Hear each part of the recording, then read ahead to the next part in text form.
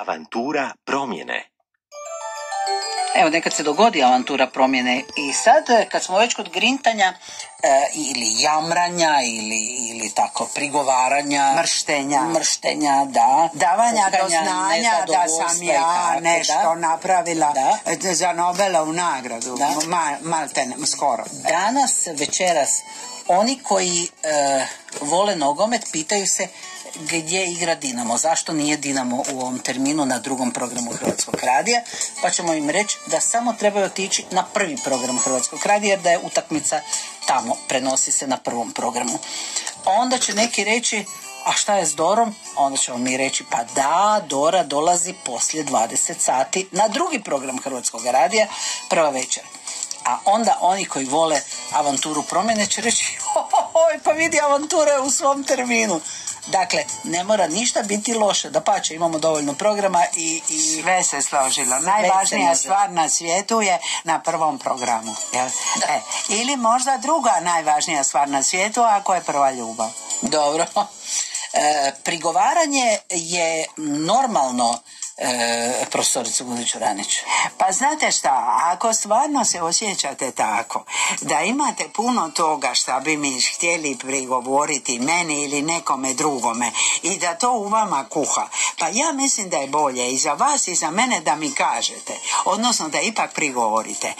Ali ako nemate zapravo ništa posebno za reći, nego jednostavno imate jednu naviku da date sugovorniku do znanja šta ste vi to sve napravili, onda je najbolje da nabrojite ili da pitate, pa ili znate šta sam ja od jutros, ja sam se digla u 6 sati, pa znate šta sam ja sve napravila. I iza toga nabacite jedan osmijeh, sve sam to napravila, vidite mene, jel?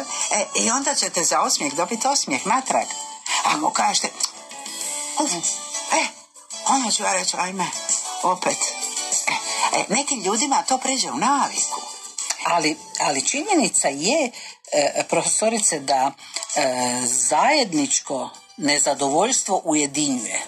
A da, kad ja se vama najadam, onda vi kažete, a da znate kako je meni, i vi onda ispričate jednu svoju priču koja mene nadmaši, jel? Vi ste upravo čuli šta se ja sve žalim. Vi dodate još bar 5 stvari u svome scenariju. Naravno. I onda se vi ta osoba koja je zapravo vrijedna da je se sada požali, da joj se divimo, da kažemo, joj, stvarno ste se namučili.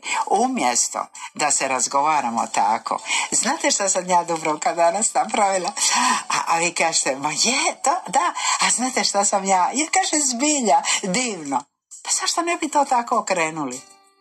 Ali ako razgovor ide u drugom smjeru i u drugoj intonaciji i u drugoj interpretaciji, kako god hoćete, u drugom sadržaju, tada se događa to da žaljenje i prigovaranje otpušta hormon stresa. I vi mislite zapravo kako ste istresli svoje tegobe, a zapravo ste stresli sebe, jer ste se stresali.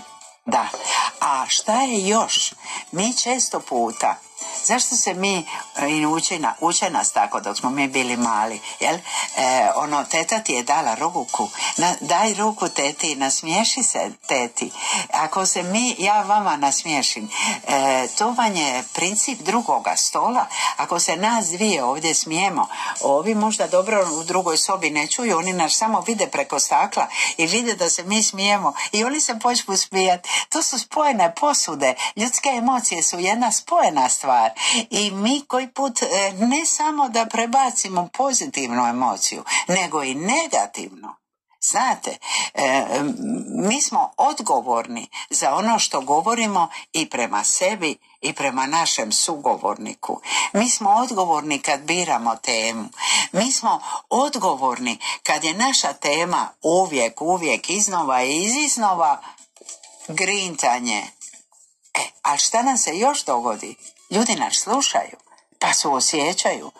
Emocionalno inteligentni ljudi, normalni ljudi, empatični, oni su osjećaju. Joj, baš vam je bilo teško. a vi opet, pa opet. A ovi se promisle, a možda to ipak nije tako. Pa stalno nešto se kao žali. A vidi, ne izgleda loše. Radi. Dobro joj je obitelj. Što se stalno žali? I onda vam koji put znaju kontrirati ili, što je najgore i najžalosnije, počnu vas izbjegavati. A to je to. I onda vam tako puno na videu kad govorite o samoći, tako imate puno lajkova, komentara i svega. Zašto? Dosadili, nisu uspostavili kontakt, a lakše je uspostaviti kontakt preko lipoga. Tako je mene moja mater učila. Dite, šta ne prođe u lipu, proći će ti u grubu. Ali treba se čuvati i tog da ta sklonost prigovaranju i možete li se čuvati nečega što je možda osobina ličnosti? A vidite, mi imamo različiti osobina ličnosti. Neki su ljudi naravno i to koriste mehanizme komunikacijske koje su ponijeli od kuće.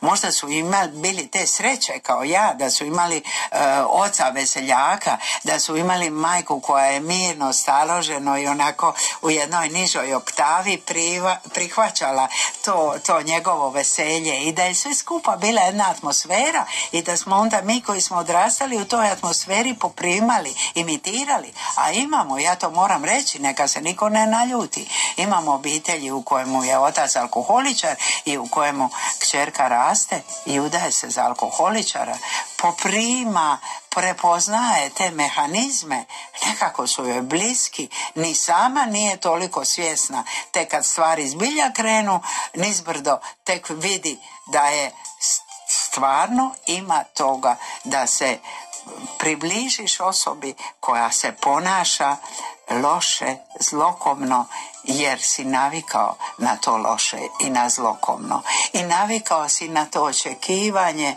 da će i nekad, bar malo, i onda kad dođe nekad nešto lijepo, to je tebi toliko divno u kontrastu na ono sve strašno što ti se događa.